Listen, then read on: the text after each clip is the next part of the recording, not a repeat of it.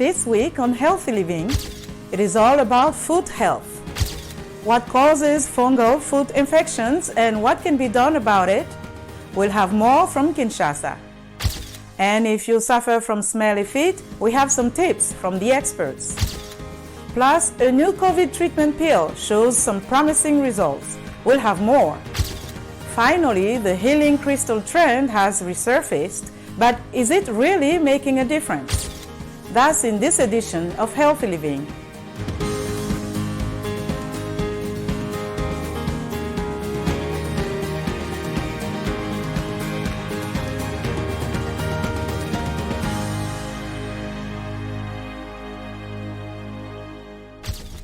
Hello, I'm Lina Moudou. Thank you for joining us on Healthy Living.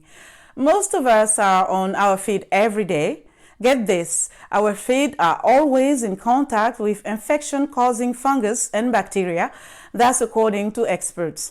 One such infection is athlete's foot or tinea pedis, a fungal skin infection that usually begins between the toes.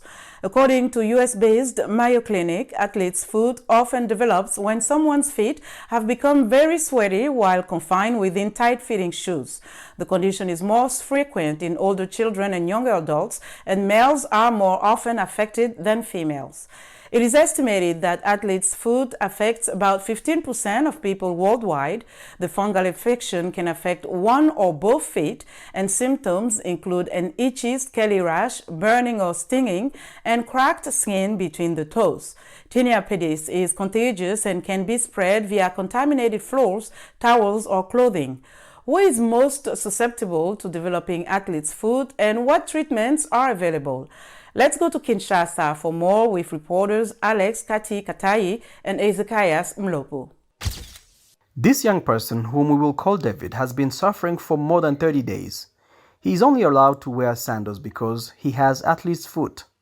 I will be in this condition for 2 months now. I have athlete foot which I had never heard of before. I felt tickling between my toes but neglecting it. After 2 weeks I went to see a doctor because I was starting to see small sores and I was scratching a lot. Athlete's foot is a yeast infection that usually starts between the toes, and contrary to its name, it does not only concern athletes. It is a disease that often occurs in the toes and especially between the third and fourth toe. It can also be located on the sole of the foot and on the back of the foot. It is a disease that often attacks adults in the age group between 20 and 50 years. It is rare in young children. It is a disease which is caused by germs, often called fungi. Athlete's foot is contagious, usually after direct contact with trichophyton or epidermophyton fungi.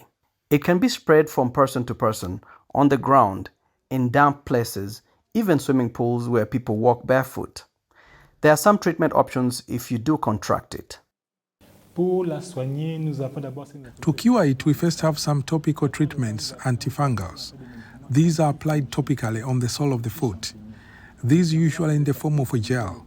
Then we have powder that can be applied to the lesion to fight against these fungi and cure this disease.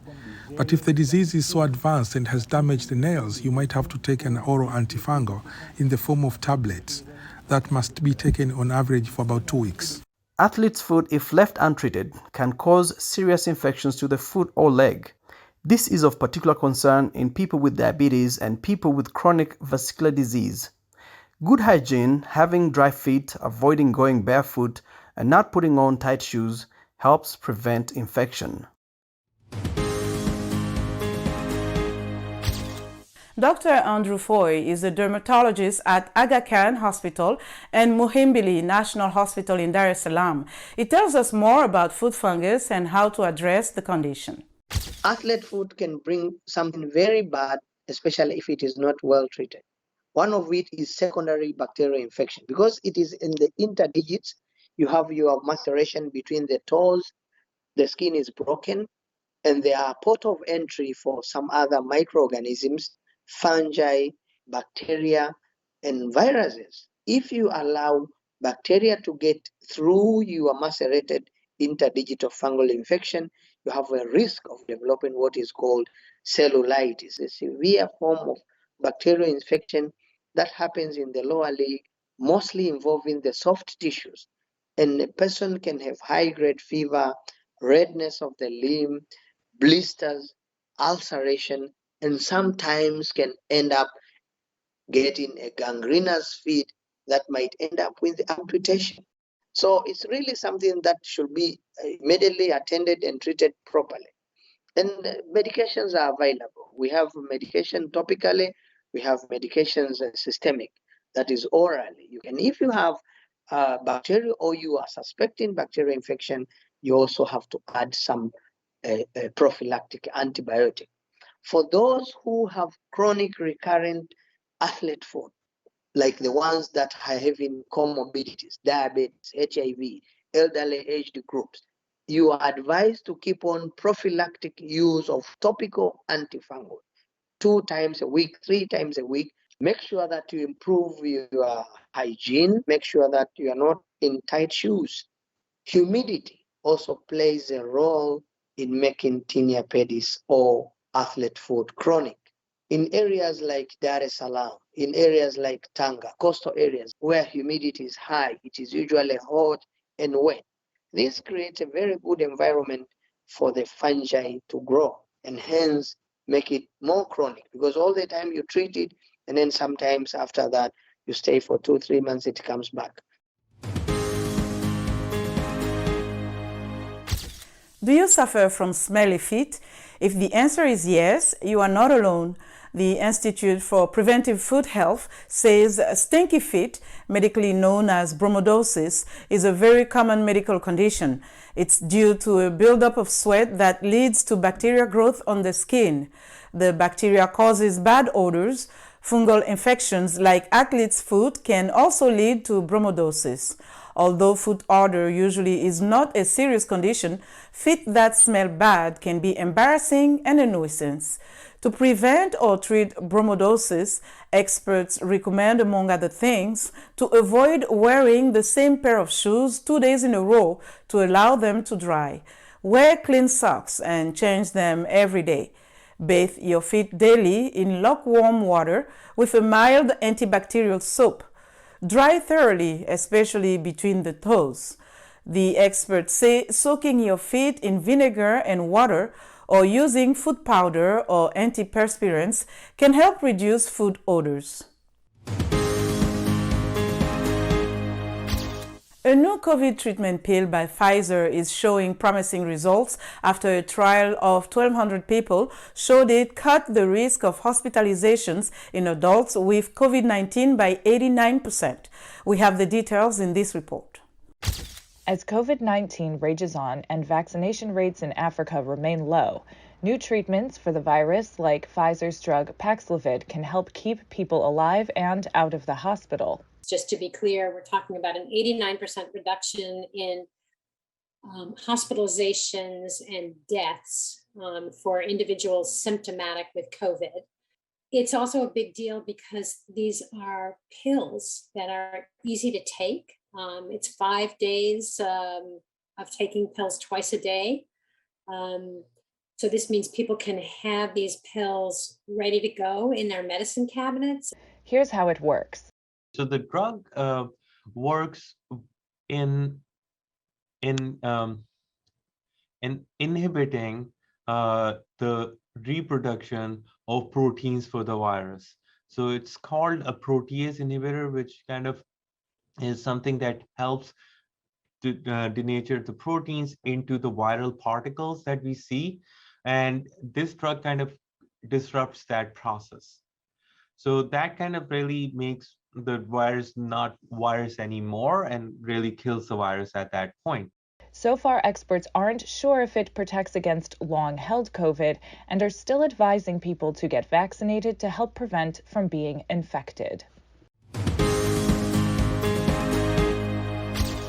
The world's 5th largest coal industry in South Africa is still generating 80% of the electricity in the country and provides jobs to 90,000 miners. However, the pollution it causes is taking a real toll on children's health. Soraya Ali has more. This town in South Africa called Imal-Aline, meaning place of coal, is home to over 20 collieries. Residents here are paying the price of this industry with their health. We can't live comfortably because of the dust and the coal. We're not the ones burning the coal, but we are the ones suffering from the smoke. The World Health Organization says outdoor air pollution is a major environmental health problem. 7 million people die worldwide every year because of air pollution, but people living in low and middle income countries bear the highest brunt of the burden. These power stations do not have the pollution control mechanisms on because they were developed in the old apartheid system.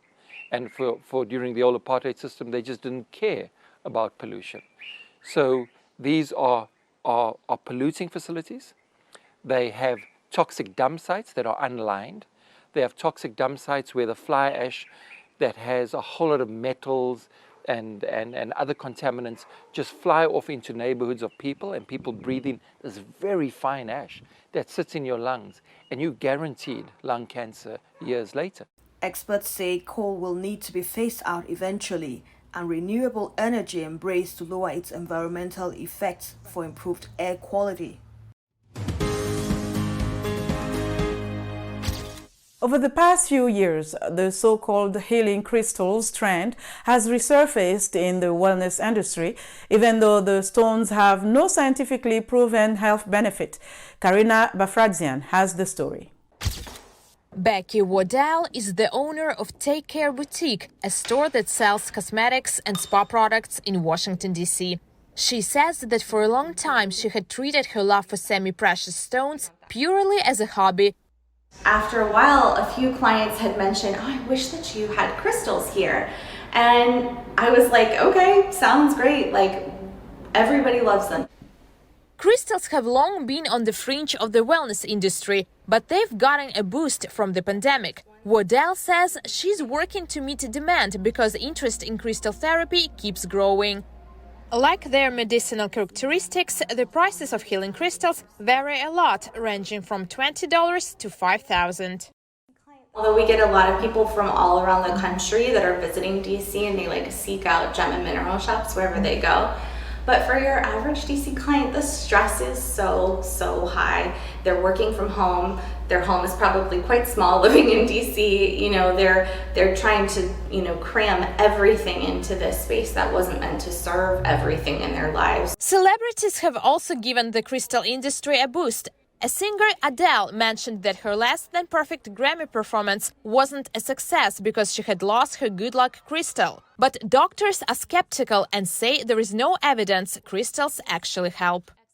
There's no scientific evidence to show that healing crystals can help in any way with treating illnesses, diseases. But I do think that there is room for people to have faith in certain things that can increase their positivity and their own mental health. Despite the fact that mining for healing crystals takes place in about a quarter of U.S. states, most of them are imported. A number of deposits are in Afghanistan where no safety measures are in place for those who mine the semi-precious stones. According to Global Witness, a human rights organization, every year Afghanistan gets roughly $20 million from sales of blue malachite.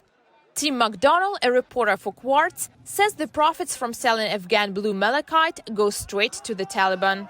To the extent that the Taliban is the current government of Afghanistan and, revenue from mineral resources, flows into the treasury of that country, then I suppose, yes, that would be supporting the Taliban. And though some collectors are on the fence about the ethics of buying Afghan-produced crystals, experts and sellers believe that the demand isn't expected to drop anytime soon, thanks to COVID-19. For the latest news and coverage on the coronavirus, stay connected to Voice of America at voanews.com. You can follow me on Twitter at @LenorMoudou. That's our show for today. Until next time, stay well and strive to make every day a healthy day.